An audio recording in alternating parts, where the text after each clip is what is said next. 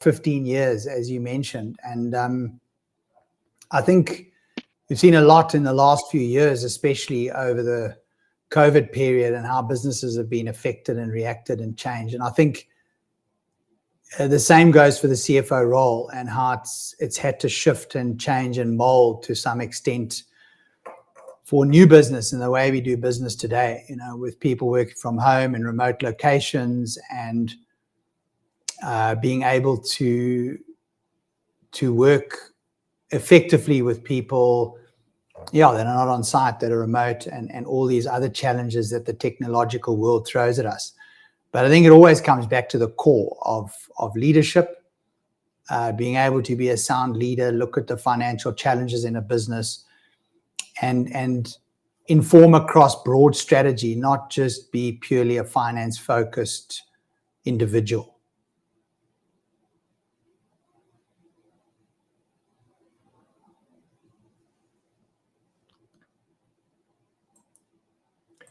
So just a little bit more about CFO Centre, which you did mention. I run the South African division.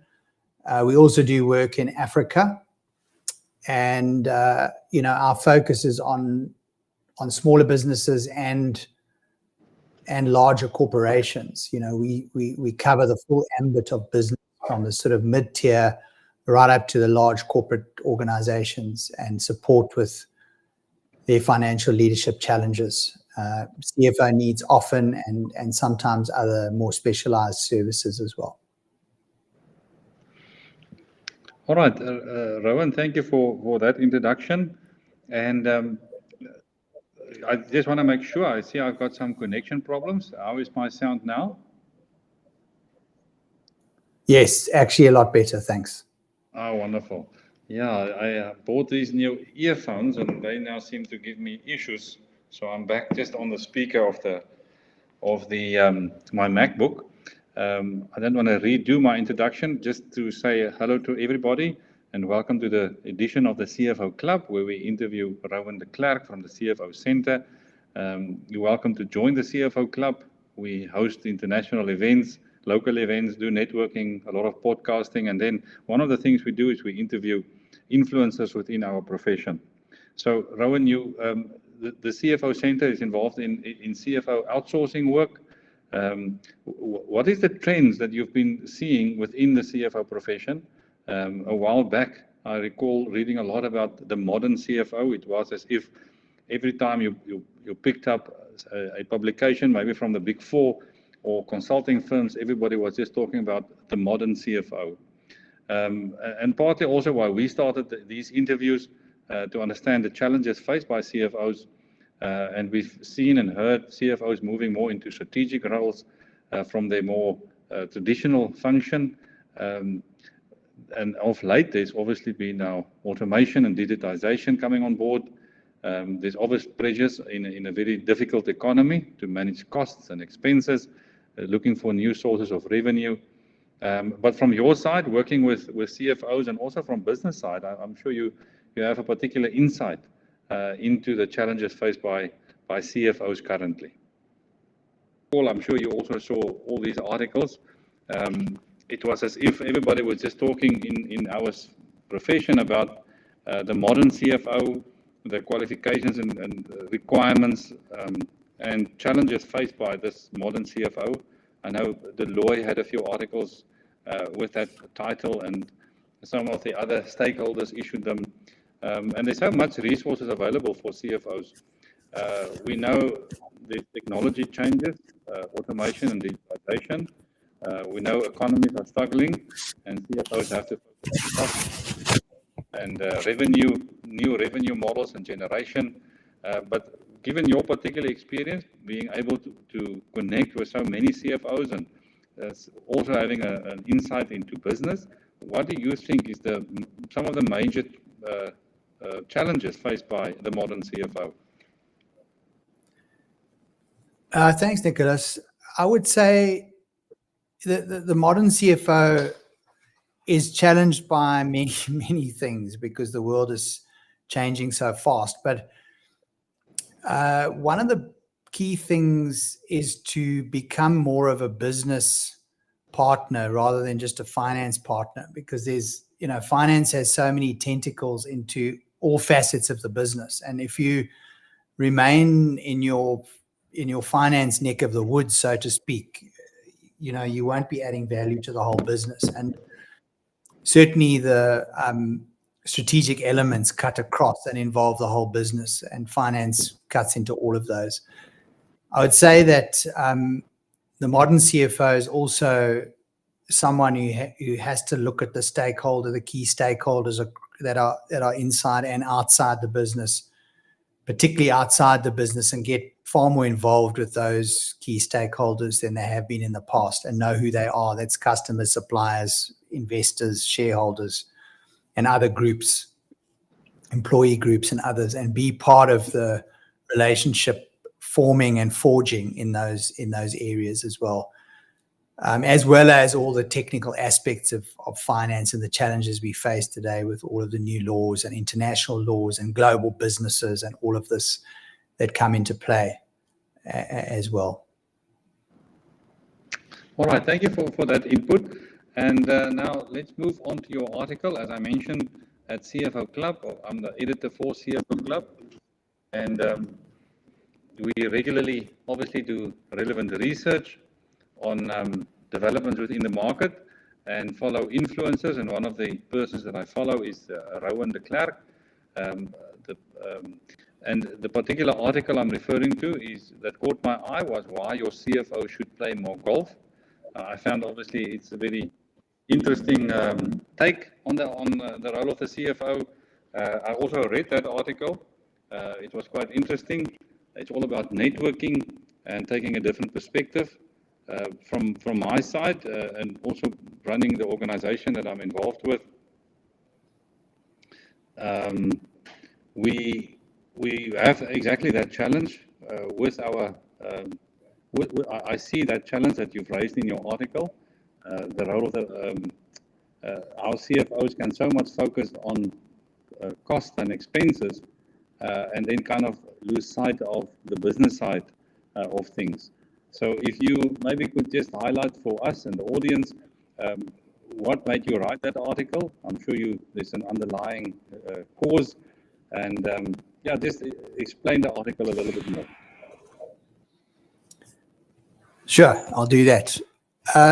We always in the CFO world. I mean, I think in the early days, one of the main things we saw, and especially in the space we work, where you have the portfolio CFO that may not work in the client full time. They work there 1 or 2 days a week, and on call and pay as you go, so to speak. And one of the things early on we found, because it's quite a hard model in a sense, if you don't deliver something of high value, your contract is terminated quite quickly. And so you learn what value a CFO should be delivering. And if they are delivering that, the contract will endure for several months and years, if you're a valuable CFO. And I think one of the early things we saw and learned is CFOs can't be the counters in the back room. And even if they do that well and they deliver good financial results and the counters and just report on things, they've got to be principally connected to revenue drivers and what actually drives the revenue of the business. And if they are, then they'll be far more valuable to the leadership team, because everyone's looking at, well, how can we seize opportunities, and are these opportunities worthwhile for the business going forward? So being the person behind looking at those opportunities and also helping drive that. So that was one of the key motivators for writing this, because I've seen it in real life in business. And I think another key aspect is this whole thing of relationship. And sometimes there's these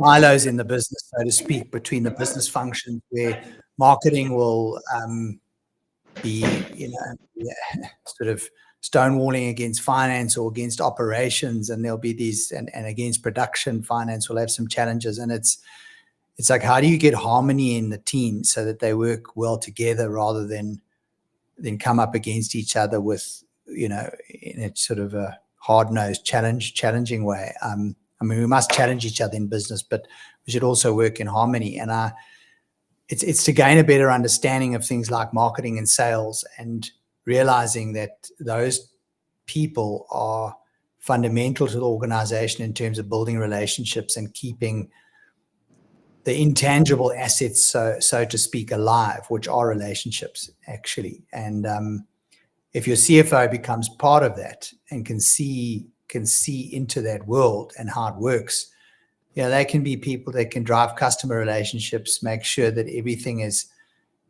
about customer experience these days. And if your customer is getting a good experience on the sales and marketing side, but when they get to finance, they're getting a sort of quite a short, curt kind of email asking them for money from the debtors department, for example, or they on the supplier side getting sort of frustrated with various touch points in the business. It's about a customer experience, and how do we make sure every touch point across the whole business is seamless and meets that client's or exceeds that client's expectations. And I think finance has to be part of that.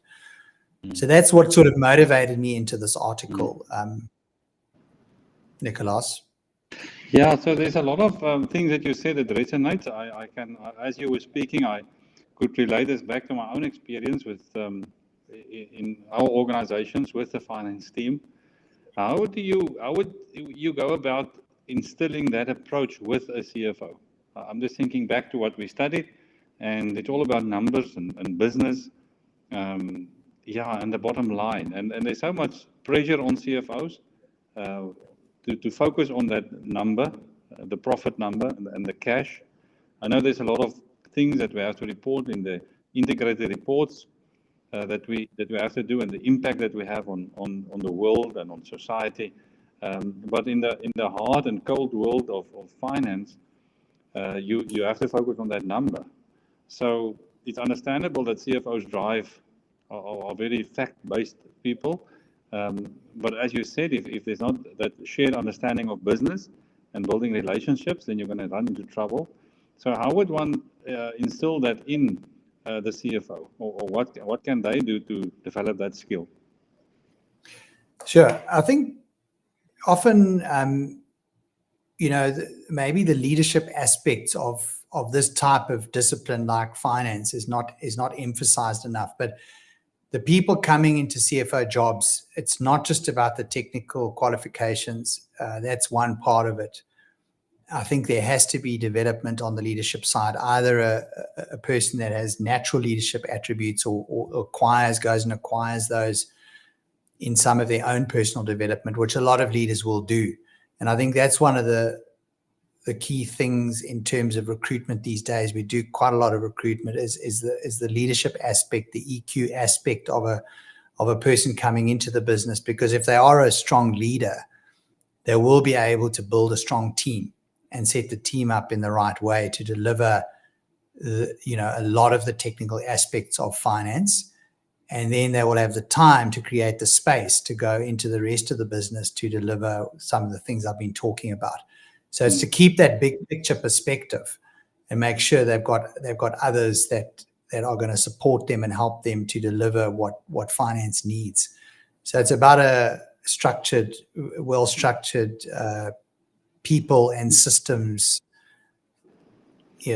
finance function, really, to get that done. And it's got to be done by a strong leader. And obviously there needs to be a technical, strength there as well. Yeah, as we talk about this topic, I'm just imagining the typical CFO, which I suppose is difficult to do because there's a whole variety in personality type as well as in qualification routes to that function. But it is a strategic role. And if you are a CFO that developed maybe from the auditing profession, you did your articles, you did your financial management, so then you have this technical acumen, but as you said, there has to be the strategic element being developed. How would one go about developing that? I know many CFOs, they do MBAs, I think partly which I think is very useful because that teaches them these business aspects that they need to understand the different parts of the business, which might not necessarily have been in their technical accounting study route. MBA is one way to develop this skill set, but how would you develop this mindset of a strategist and relationship building CFO? Yeah, that's a good question. I think people that want to be in those positions will start to naturally develop themselves through formal and informal training. I mean, it could be an MBA or a leadership program. There's different coaching masters programs, leadership coaching development that people could go on. So they're the formal programs. SEMA actually offers quite a good part of the last part of their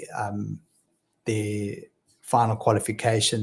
There's quite a bit of leadership development in that as well. But going forward into the real practical side of it, I think it would be looking at some bespoke learning and leadership development you could take on yourself, depending on what you want. And there's various institutions that can help with that, or getting a coach, an internal personal coach into your business, executive coach, leadership development expert that actually takes the leadership on a journey, an individual journey and a collective journey as a team.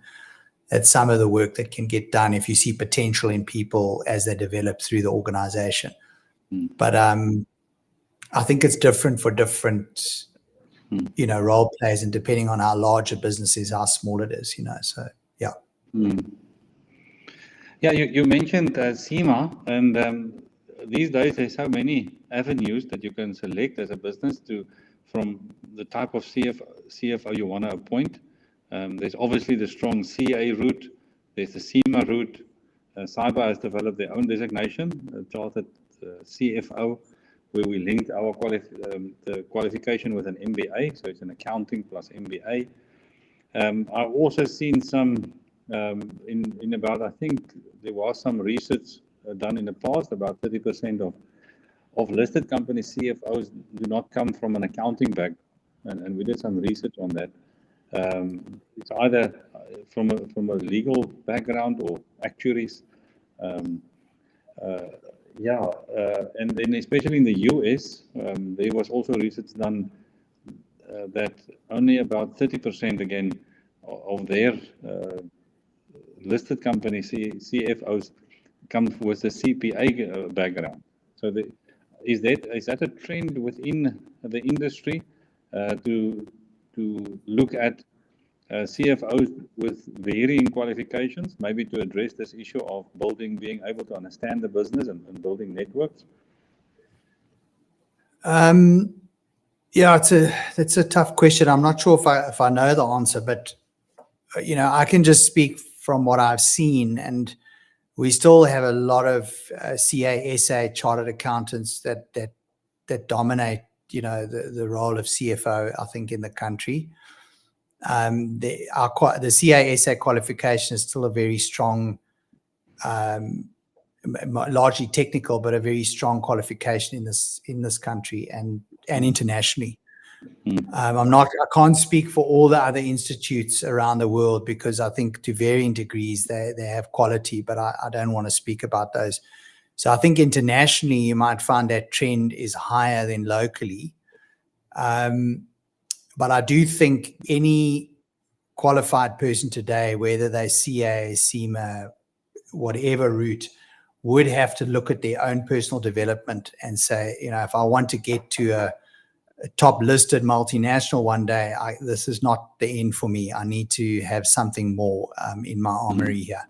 And that would probably be a master's in something that's going to pull you into a leadership role. And not necessarily just an MBA. It could be something more specific around the humanities and people.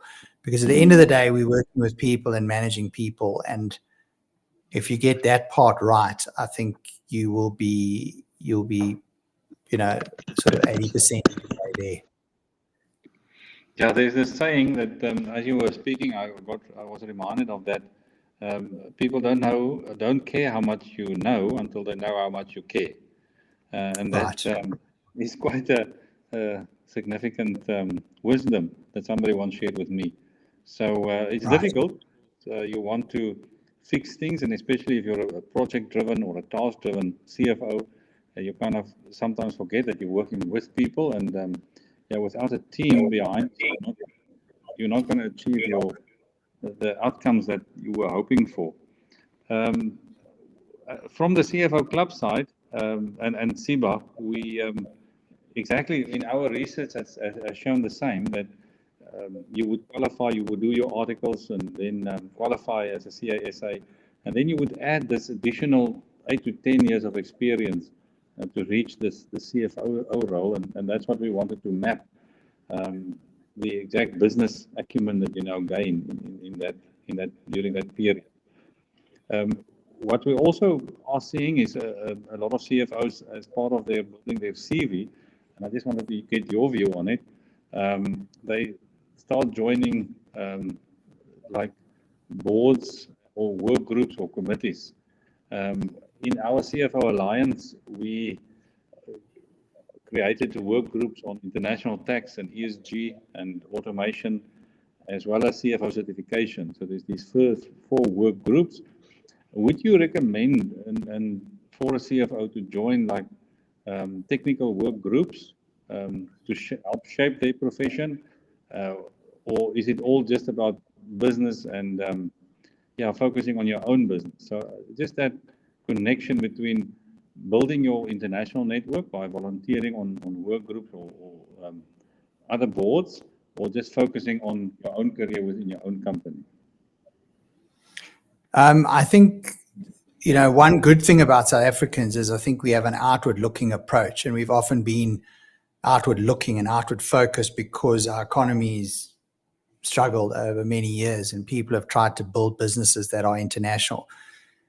And I would say that you must always stay externally focused. I mean, they would say that of a CEO. As soon as you start looking inwardly and you're focusing too much on what's going on internally, you lose perspective of your customers and what's happening outside. And you should spend 70% of your time looking outside, because actually that's where things are happening, and you need to stay close to competitors and sales and all of those things. I would say the same for the CFO. If you're too internally focused and it comes back to just looking at the numbers, you won't have that well-rounded experience. And I think so becoming part of work groups, getting onto committees, boards, having a voluntary position at a church or a club or all of those things add depth to your skill set and give you that leadership, that rounded leadership capability that can stretch you. You need to be stretched in the early years, in those 10 years post qualification. You need to stretch yourself as much as possible, get international, get local, try and look outward as much as you can, I would say. Yeah, that was again valuable advice. I can see you have a lot of experience, and it's really come out in what you are saying. I totally agree. It really resonates. I recently joined also a board, South African Chamber of Commerce, and I'm serving on the CFO Alliance board. And I must say the diversity that gives you, because I think as soon as you start thinking that you know everything about something, then you're in the wrong place. So just that diversity of thinking and thought, understanding different problems from different perspectives, and also, I suppose, seeing that problems are shared, whether you're in France or in Italy or in Mexico, there's certain shared issues that can be resolved by discussing and learning from others. So I really find value in servicing on those volunteer boards, and I can really recommend it to the CFO Club audience. Is there, in closing, I just want to thank you for joining us for this podcast. We had some sound issues at the beginning when we started. And for the audience that's listening now and maybe in the future as well, you can really follow Rowan de Klerk. I see, Rowan, you already have like 11,000 followers. And thank you very much for sharing those insights within the profession. I don't know whether you want to make some closing remarks, Rowan. Thanks, Nicholas. I appreciate you inviting me, and I hope that there's been value for the audience. Yeah, all I can say is, it's sort of a doom and gloom story out there at the moment. When you look at what's going on locally, politically, economically, and possibly even internationally, I would just say, as South African CFOs and people in finance that can make a difference, let's go and make a difference out there and try and help South African businesses, support South African, and try and help our economy revitalize and grow again. Go out there and help businesses. And I'd also say that culture plays a big role in how we grow healthy businesses, and I think the CFO should also become more involved in that aspect of the business as they grow and develop, because that sustains good businesses. If I've looked at business over years where there's a strong culture, you get a much sustained longevity kind of business growing into 20 years, 25 years, 50 years. It's all about culture, actually, not so much about strategy. So just to remember that on the softer issues, I suppose, to just come back to those. But thanks for listening to me, and I appreciate your time as well, Nicholas. Yeah, I think I learned a lot, and your wisdom was well received. As you were mentioning, your first point in that is just go out there and start improving things. We recently started a CFO roundtable, which was kind of a chance development. We invited the MEC of Finance in Gauteng to join us at an event, and myself and him started talking, and we came up with this idea about how do we connect CFOs with the Gauteng province, and especially the Gauteng provincial treasury. And the MEC then agreed to this initiative. We coined the term CFO roundtable, and the idea was then, how do we connect private sector CFOs with the government counterparts? And I think, and the reason was just to develop a shared understanding. We've been working with the Gauteng provincial treasury now for a while, and there's some high quality people working within that department, attending the budget speeches of the province, and looking at the volumes of documents they produce and present in their reports and their budgets.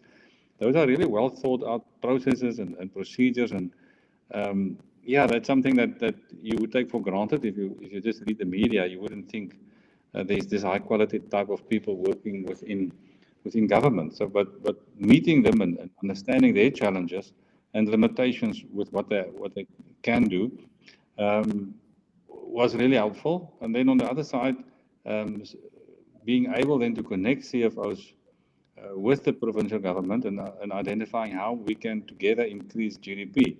It might be a low-hanging fruit, something innovative that somebody comes up with, or it might just be a small obstacle in our road. So I would really recommend CFOs to participate with the CFO Club in the CFO roundtables. We're hosting it next Tuesday, the 16th of April, at the JSE. They also joined this initiative with Business Unity South Africa. Yeah, it's just about getting citizens active and having their voices heard, and CFOs are also citizens participating in the country. Yeah, and thanks everyone for being available to discuss with us. I'm sure we'll invite you next time when you write another interesting article. Thank you so much. Appreciate it. Thanks, Rowan. Have a nice day. You too. You have earned the title. Now get the designation. Cyber's most sought after CFO SA designation gives you the credibility and objective recognition of the 34 competencies that you have mastered on your route to becoming a CFO. Cyber's most sought after CFO designation gave me the credibility and objective recognition of the 34 competencies that I have mastered on my route. Grounded in an internationally recognized competency framework requiring knowledge and experience in strategy, operations, and finance. Being part of the CFO Club Africa opens you up to a network of CFOs.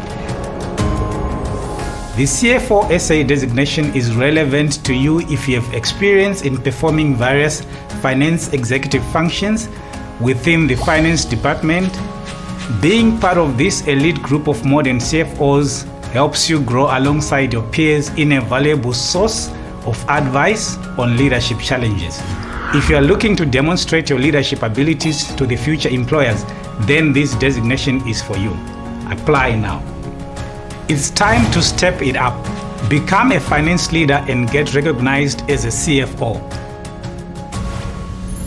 This is your cyber.